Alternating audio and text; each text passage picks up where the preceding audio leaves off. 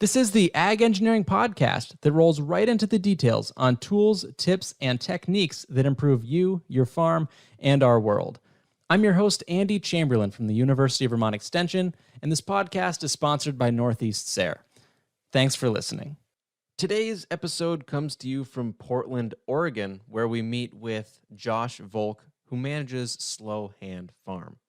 He's got an engineering mind and a DIY attitude, and has written a couple books on things that can really improve the ergonomics and efficiencies of small-scale farming. Let's jump right into this episode. If you could describe what you do in one sentence or a few, what would you say? One sentence would be very challenging, but I'll keep it brief and say I farm as kind of my grounding work and run a small urban CSA. And then the rest of my work is all centered around small scale farming, but it's a mix of consulting, teaching, writing, and tool design. And what's just a brief background to kind of help set the stage on um, the direction you go with like technical agriculture? Yeah, so my background is I have a degree in mechanical engineering, tool design, really general though, not agricultural specific at all. And I wasn't involved in farms at all until a couple of years after I graduated from college. But I was always really interested in food, and partly because I like to eat, um, and the environmental and social aspects of food production also. And so then I got involved in farming, went and apprenticed with farms, was really interested in urban agriculture in particular, but was basically somebody recommended going and learning from farms that weren't in the urban corridor and then kind of taking that back. So that's what I did for about 10 plus years. I worked in farms outside of the urban area and then kind of brought it back to working, starting to work more in that urban context. And I've been really inside Portland, Oregon, urban farming for the last 5, 6 years at this point. It's definitely a different experience set than what I've been exposed to out here in Vermont. Similar small scale agriculture, but urban farming on West Coast, I'm sure has some differences to Northeast. Yes, many. And I actually did. I farmed in Connecticut, and I'm familiar. I went to school in Massachusetts for a little bit, so I'm pretty familiar with the East Coast. I actually grew up in Philadelphia, um, and there are a lot of differences, and you have to keep those in mind, especially when you're thinking about like production methods and those kinds of things. But but most of the tools and fundamentals are all really very much the same. So it's fun to see where the overlaps are and where they aren't, what the differences are. Yeah. If you were to compare a small farm in Oregon to a small farm in Connecticut, what are a couple of those big changes? Would it be crops or climate or Yeah, production? there's two that jump out to me that I think about right away, and the one is climate. So on the East Coast, it's hot and humid in the summer, and it's cold and relatively dry in the winter. And we are the opposite. So we are relatively warm and wet in the winter, and we're cool and dry in the summer. So we basically get no significant precipitation, yeah, all summer long. And so we're completely reliant on irrigation for your market farm vegetable crops. It is possible to grow some things out here based on banked soil moisture, but that's not market farming crops necessarily. Um, but we're also warm enough all through the winter that I've done year-round growing here with no frost protection other than light row cover. I mean, good selection of crops, but that's a big difference. The second difference is the kind of scale of the geography. So out here on the West Coast, we tend to have these urban centers, and then they're surrounded by some suburban sprawl development, but it gets rural very quickly, and there are very, very long, large distances, and the farms get really, really enormous. So just the scale of kind of the landscape as opposed to the East Coast where you never get a farm that's anywhere near the size of the really big rural farms that you would get in Oregon or Washington or California. Um, but you have a lot more basically villages. They're kind of small towns now, but villages much more frequently, and that's not really the case out here on the West Coast. So for marketing and kind of distribution, that changes the picture as well as and then the climate's of course changing the picture for kind of how you do some of the basics of production. And it makes some things easier and it makes other things more difficult. That's an interesting perspective, and it's always great to hear kind of the other side of the the other Yeah. side of the systems and things. Neat. Well, you said you wrote 2 books. So, for those who haven't heard of your name or your books, what's a brief overview of them?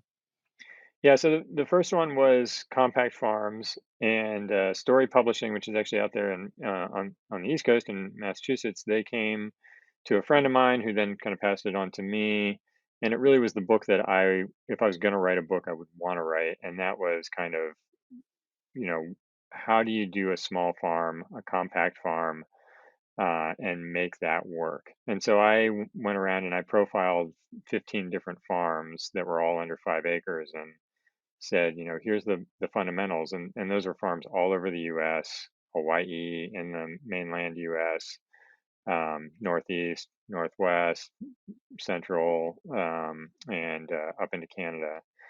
Um, and then the follow-up book to that, which just came out this past August, is Build Your Own Farm Tools.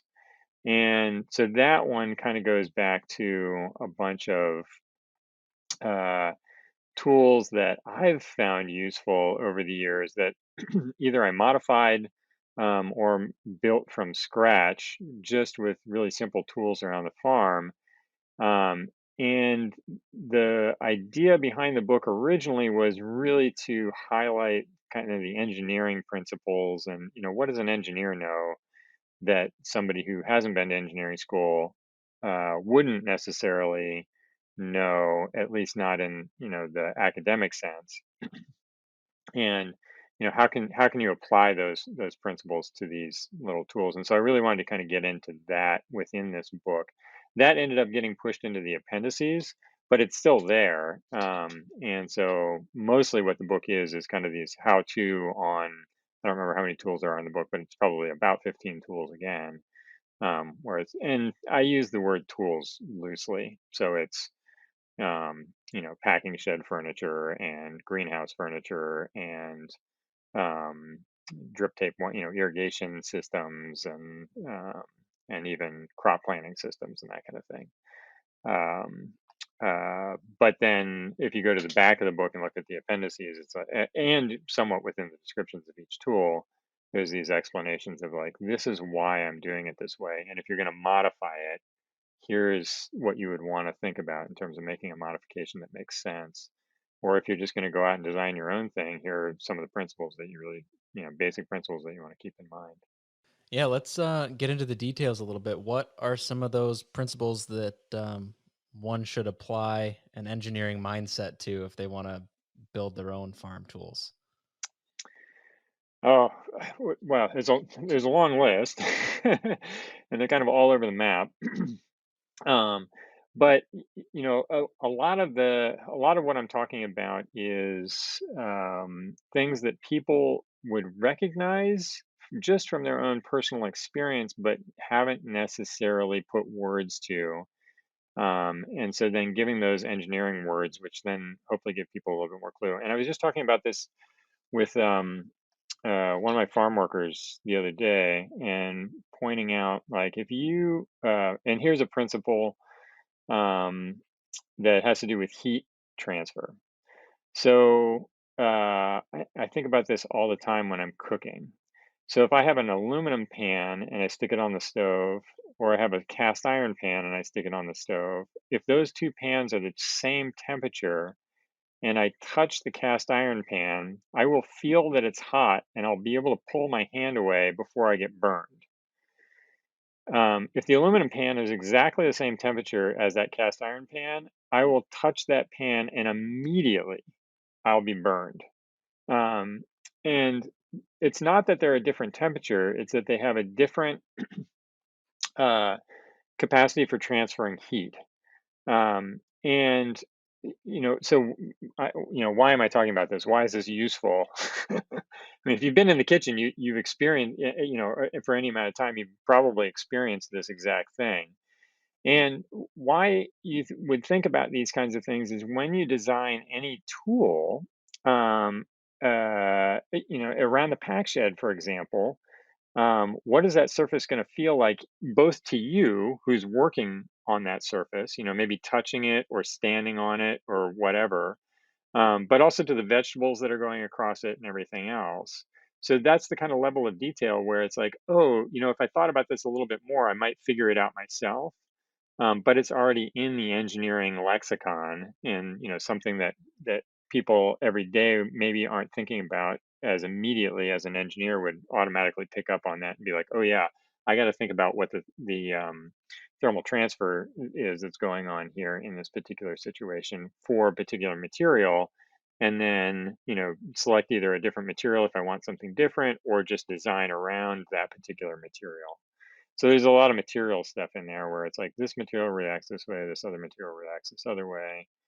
I'm a big fan of wood, so I talk about a lot about the composite properties of wood in there. Um, and any woodworker will understand grain and grain direction and how that have a general understanding of how that affects strength. But I've worked with a lot of people on the farms who are just starting, haven't had a lot of experience in woodworking, but they're building really simple things on the farm, and they'll orient the grain in an incorrect direction and their piece will crack or break right away.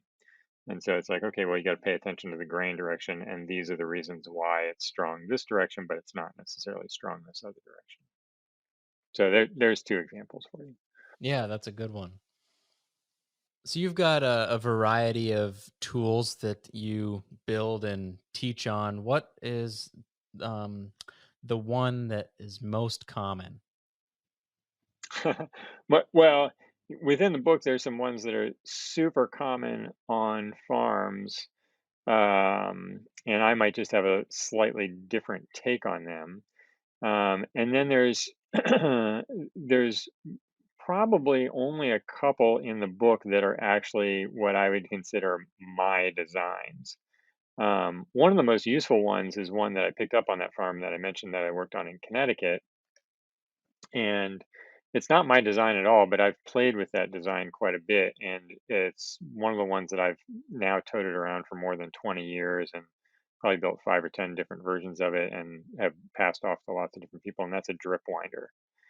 And so just a really simple tool for winding up drip tape. And it's not that complicated to design a drip winder, but what I really like about this particular design is that it's made out of really basic parts you can get at any hardware store.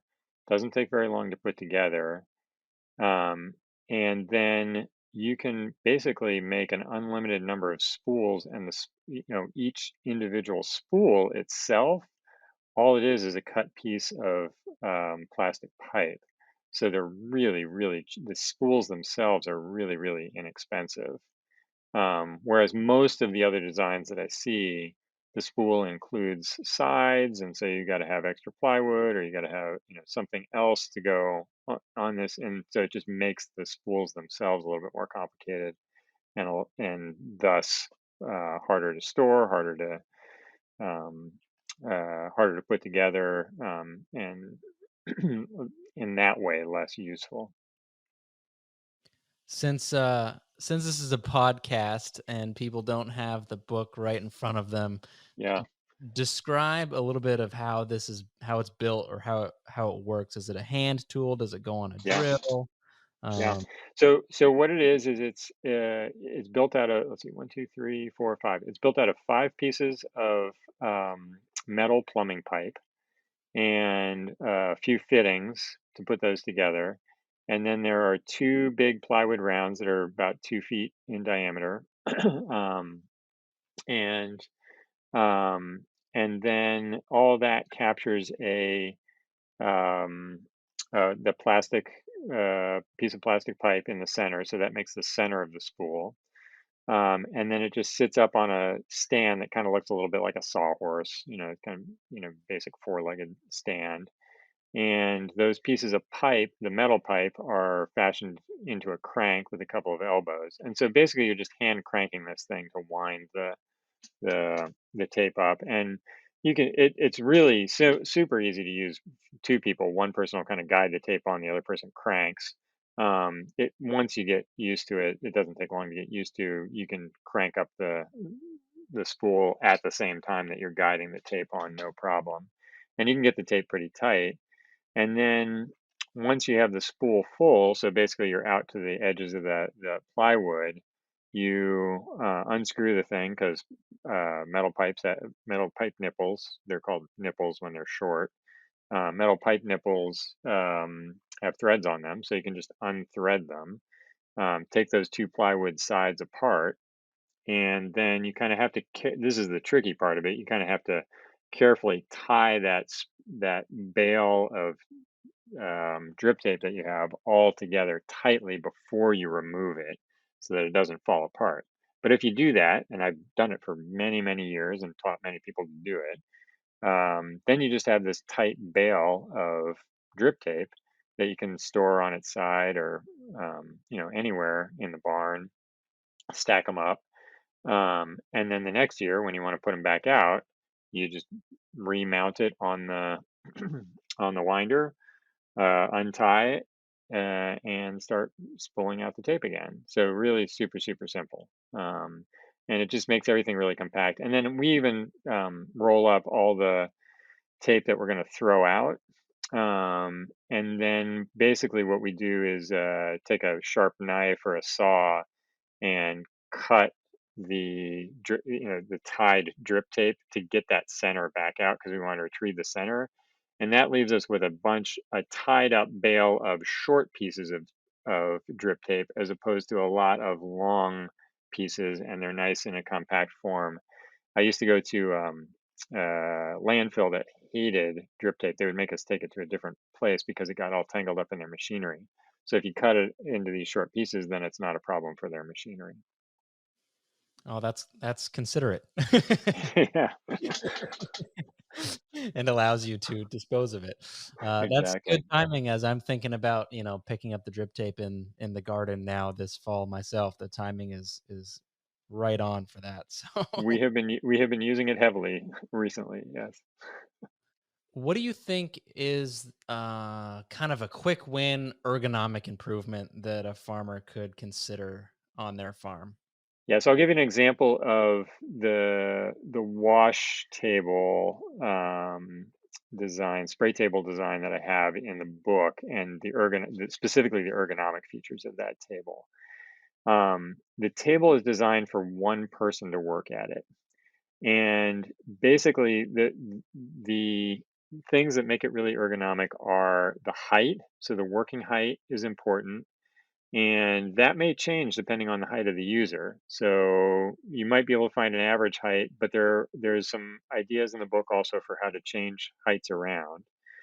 Um, and then that spray table is 4 feet wide, and that's partly a function of the material availability.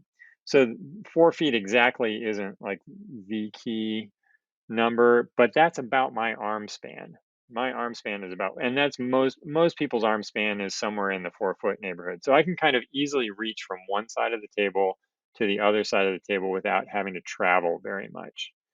And the table itself is also 2 feet deep, which is about how far I can reach without bending over to the back of it. And then it's got a backsplash on it. So it keeps all the product that I'm working on currently within arm's reach, and without me having to overextend as I'm doing that, to hunch over, to bend over. And so that makes it really ergonomic. And then there are two low, sometimes they're called dunnage racks, little kind of shelves on either end of it. So generally, what I do is I have dirty on one side and clean on the other side. And those racks are set at a height so that my bins, whatever my harvest totes are, kind of sit flush with the top of the table. And that way I can, dump stuff onto the table from one of them. And when I come and I put that tote down, if I'm holding that with straight or fairly straight arms, I don't have to lift it up onto the table. I can just put it onto the rack without really having to bend over or having to lift the tote up too much. And then when I'm cleaning the stuff on the table, as it's cleaned, I'm just sliding it off the end of the table and it's falling into the clean tote because the tote's not up above the surface of the table, it's just below the surface of the table. So, there's a number of things that I'm doing there. And basically, it's all around adjusting the height and the width and the reach of the space that I'm working in. The other feature of that table is it has a water diversion on the bottom, so that the water and mud that's coming off of the table is getting diverted away from me. And that's another little ergonomic thing where, especially in the cold winter, but even really all through the summer, standing in a mud puddle is no fun, or even standing on a wet concrete surface is really not as safe. And so, just, it doesn't have to be 100% of the water that's getting moved away, but if, 95% of that water is getting moved away from you, it makes a big difference, especially if you're standing there for any length of time. Exactly. I mean, you only want pruny hands and a wet waist for so long, Right, right. especially in the shoulder or cold seasons. Yeah. If you were to generalize, what do you wish that the majority of farmers should do that they're missing? Going back to that last example of the spray table, um, really just thinking, I mean, I think the number one thing is just thinking through workspaces and work environments more carefully to make really simple changes that make it easier every day to do the tasks that you're doing. And that's really what the book is about to me, is, how do I, step back for just a second, look at what I'm doing, and say, what's the simple change that I can make that's just going to make my life, that little bit easier. And that's really going to, it doesn't even necessarily have to speed things up, but a lot of times it's going to speed things up. And it doesn't necessarily have to make it so that it's like, this task is feels easier, when I do it 5 or 10 times. But if you're doing something 50 or 100 times, little teeny differences, they add up. And if you're doing that day after day after day, they start to make an enormous difference. And so I think, things like, adjusting table heights, adjusting table reaches and widths, making paths that are clear paths to travel through, as opposed to having to, kind of trip through a barn that's got too much stuff out in the pathways. Uh, Lots and lots of, thinking about how the individuals work, and then how the individuals work as teams if it's more than one person working on something, and how people can share that load, and then how you can um, use mechanical advantage to make things easier, whether that's, just shortening the distance that something has to travel, or incorporating wheels, or, whatever it might be. So that's the thing that I see most farms should be changing. Yes. Speaking of wheels and moving things around, I see you also have a design for a cart. Could you explain a little bit about that? Yeah, the cart is one of my designs that I would say is really my design work. And that's been through a number of iterations at this point. And it started out with the typical garden cart that most, it's most farms have a garden cart somewhere, and that design is amazing. Whoever came up with that, kudos to them because that is a fantastic design in just how simple it is in terms of materials use, and but it's not particularly ergonomic, and people have done small things to it to make it a little bit more ergonomic, and it's not actually really designed for farms so much as it is kind of for around the homestead or something. And so we had one of those carts that had just been abused for many, many years, and that's one of the things I'm so impressed with about is that they last forever. But this one was finally dead, except for the wheels. I was able to replace the bearings, and of course you can replace the tires, and the wheels were still fine. And I salvaged the axle and chopped that off, and then took a bunch of scrap metal that I had around the farm and welded something else together. And what I had always wanted with the garden cart was to widen it out so that the wheels were tracking in our pathways because the wheel tracks were always a little bit too narrow for our bed top width. And so and then of course when you tip a normal garden cart to carry it around, it's pretty low slung. And so it'll tend to drag if you have any kind of raised bed or any plants in the bed, certainly. So I wanted extra clearance. And I disliked also having to lean over the sides of the cart in order to load it, and then kind of the way that it was balanced, that if you didn't load it just right, sometimes it would tip over backwards and those kinds of things. So, I was basically taking all these clues from that. And what I end up with is a cart that has a deck with a height that is high enough that it clears the bed top, but it's low enough that when you're loading it, it's pretty much just about that height at the bottom of the tote, like, so you barely have to lift something in order to put it on, and there's no sides. The way I've designed it is mostly for flatter farms. You don't really need the sides, you just need little cleats on the side to keep things from sliding off, and when you pick up the handle, it doesn't tip like the garden cart does. So that also eliminates the need for sides largely. But it means that you're also not leaning over as far to get down to that handle to lift the handle up to drag it around. And I've seen some garden carts now that don't have the low handle, but ours always had low handles. So I've made a bunch of different versions of that, and some of them actually have adjustable handle heights, but a lot of them have fixed handle heights. And in the book, I kind of talk about how do you figure out your handle height, and what's the deck height, and how that is designed. And really, you can make it whatever width. So if you have a different width bed, you just make the thing a different width. And it's made out of a little bit stiffer material, and it actually turns out that the garden cart is pretty flexible. And when you're pushing it over heavy, with heavy loads over bumpy ground, it kind of gives, and uh, this thing actually ends up being a lot easier to move around, and that was a little bit of an unexpected benefit. So I actually designed it to be pulled, but functionally it ends up being really easy to push, and so we end up pushing them around the farm quite a bit. And there's some other features on it, like you can.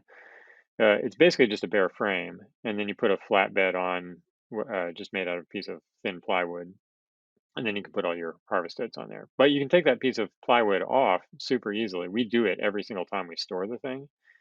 So every day we're taking that piece of plywood off and then putting it back on. And it just has little cleats on the bottom to hold it in place, so it literally just drops in. And if you want to, so then you're left with this metal frame. So if you want to add extra tools to it, which we've done in various forms, you can take that plywood deck off and mount a tool on it, and then it's almost like an oversized wheel hoe, or we use it for bed marking. You could mount flamers on it. You can do all kinds of things with it. You could have multiple decks. So some of them are for your produce, your harvested stuff, but you have a totally different deck if you're moving compost or manure or something that you don't want to have the same contact surface. So it's just a really versatile platform also. And it's a great, if you're learning how to weld, it's a great first welding project. And the plans to build that are in your book. Yeah, the plans are all in the book, with a bunch of notes on all those different things, and it's a great starting point, jumping off point, but definitely intended to modify it if you need to modify it, especially the width and handle height. Those are the two things you should definitely consider modifying. Between a flat deck and a wide wheelbase and an ergonomic handle, it sure sounds a whole lot better than the wheelbarrow I'm using in the garden now. Well, actually, it's funny that you mentioned that because wheelbarrows are totally different than two-wheel carts, and they have their place too, right? Because one of the things you'll realize with this cart, if you build it, is it's a big cart. And actually, on our one little 1 acre farm, it's almost too big. You need a little bit of space to turn it, and we also use a wheelbarrow. So the wheelbarrow has its place, and the cart has its place. And then there's a suggestion in there, and I've done this a number of times. You can make a one. You can basically use the same design principles and really a lot of the same design geometry, and make a one-wheeled version of this same cart with a flatbed and all that, which is great for. It's not as good a tool carrier, although you can use it for that too, but it is really great for, especially going through like trellised crops or something like that, where you can't fit a cart over the full bed top. Adding tools and stuff to that frame is just like opening the mind to the possibilities that you could do with this, open the Yeah. imagination. Have you seen the tool called a Weed Master? I think it was called a Weed Master. It came out of somewhere in Scandinavia. I can't remember now what country. I want to say Finland, but that might not be right. But that was actually one of the things that I was looking at when I was. It was kind of around the same time that I designed this card. I can't remember if it was before or after, but certainly it was giving me ideas about tool mounting, to use this cart with. Yeah. Neat. What's the cost to build a basic cart? Well, material costs have gone up quite a bit just in the last year. um, so I don't have a current price. And I will say the first two or three of these that I built them completely just by going to, the scrap metal yard and finding different types of metal that would work, and going to the used bike store and getting two bike. It's a uses bicycle wheels instead of cart wheels, and there's some advantages to that and some disadvantages to that. But I've seen some people put them together with cart wheels, so you can do either one. But if you can get the wheels for free, just be like two 26-inch mountain bike front wheels, and a lot of times you can find those for free on the side of the road, kind of thing, or depending on where you are. But even if you have to buy them, that's probably less than 100 $150 for a really decent set for this purpose. Um, and then the metal itself, um, I don't know what metal prices are like right now, but you're trying actually not to make it too heavy. So you want relatively thinner gauge stuff, which is going to be a little bit lighter, and that keeps the cost down. It's just made out of plain steel, so it's not nothing fancy, and they're pretty standard pieces. Some flat stock and some square tube and a little bit of round tube. Um, and I cannot remember, but I want to say it's maybe like 50 or $100 worth of metal at the most. And if you found you know cut ends, or you had a scrapyard that you could go to, you could get it for significantly less than that.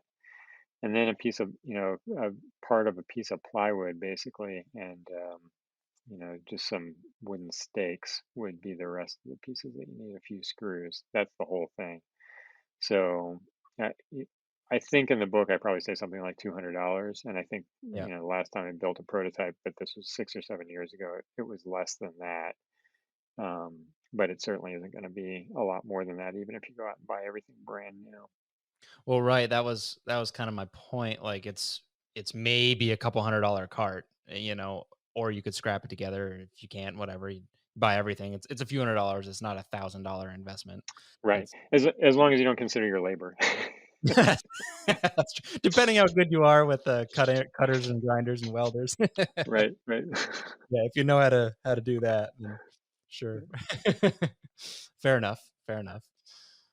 I say that partly because I have toyed with the idea of, and I have done a few production rounds of these carts, and when you count in the labor, particularly on the models that we've made, which have adjustable handles and break down flat, and so do a couple of extra fancy things, but they do end up being more in the range. Well, I end up selling them. I think they cost us about 450 or $500 to produce.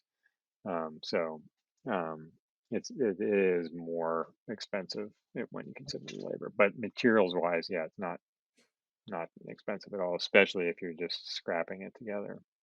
Yeah, no, that helps though. If somebody was to pay somebody to weld it up for them, that might be a couple $100 in labor there too. So Yeah, and somebody could take the design, and I actually have some ideas for this, but I just have never implemented them. Somebody could take that design geometry and probably figure out a way to do it in wood.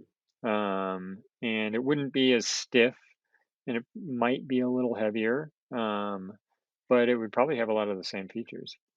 yeah, probably be a little cheaper, a little easier to build. A little more common tools, but might not last as long. Might be lighter. Yeah, it just depends on how you.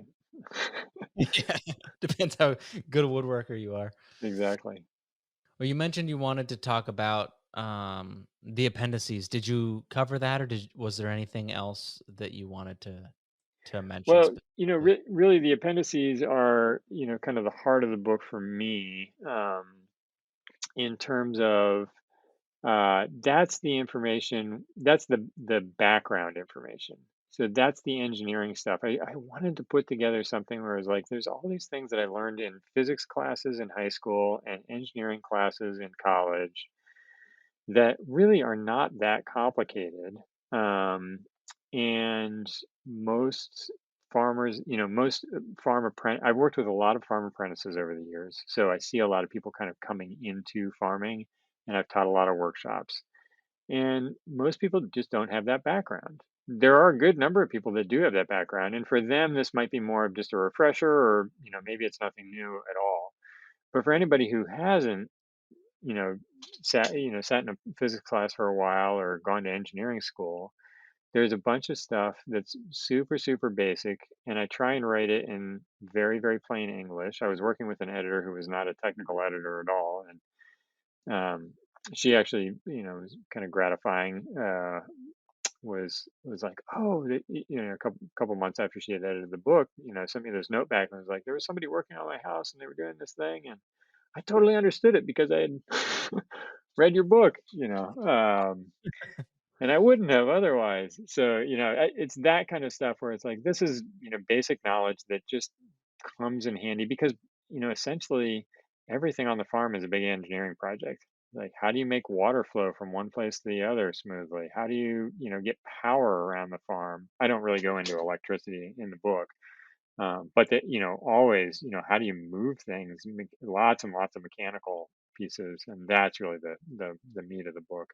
Although I do go into some of the hydrodynamics as well, because there's discussion of irrigation systems. Is there anything else that you want to bring up? Well, if others want to follow along with you or see what's up, how can they do that? I have a number of websites, and they are all poorly maintained, but slowhandfarm.com. It's slowhandfarm.com is kind of the clearinghouse for all those. And that's probably the best place to start. And then I'm also on social media at Slowhand Farm, on Instagram and Facebook at Slowhand Farm. So those are great starting points. And then you'll be able to find me in all the other places if you end up at those first. Sounds good. Well, thanks for being on the show. Yeah, thanks for having me. Thanks for listening to today's episode. I hope you enjoyed it. If I can ask you or direct you to do one thing, that is to go to the website for this podcast, agengpodcast.com. That's agengpodcast.com. There you'll find the show notes. You'll find links to the farmer who we chatted with today, as well as photos or videos from the call when I visited the farm. If you've got some feedback to share, my contact information's on there, or you can leave me a voicemail, and you can do that right from the link in the description in the mobile app you're listening to this to. So go ahead and do that. Thanks again for listening, and I hope you have a great day.